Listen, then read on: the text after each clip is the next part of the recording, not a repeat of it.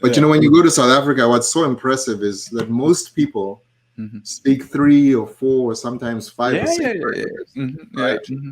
And so when my reaction to the language barrier is to say that I think more of us should be multilingual.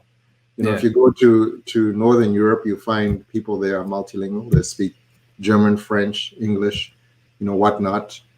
And so yes, language can be a barrier, but I would actually turn it around the other way and say we can learn more languages. We don't have to necessarily decide on one.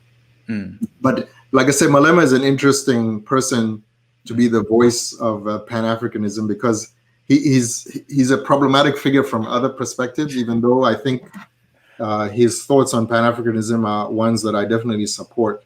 What I do support is this notion that, look, these borders that we have today were imposed on us. Right, definitely. And so for us to be antagonistic with each other based on those borders is really a vestige of colonialism, and is for us to, as you say, have colonial thinking. We are better off if we start to think of ourselves as we are all Africans, and look to each other as opportunities to improve and to grow, rather than to be rivals. And so that part I wholeheartedly believe in. You know, again, I'm a product of Pan-Africanism, and in the way that my parents moved to another country where they were wholeheartedly welcomed and embraced. And in fact, my parents even considered for some time whether or not they would go back to South Africa, whether they would stay. You know, they spent most of their adult life in Zambia. So Zambia was truly home for them.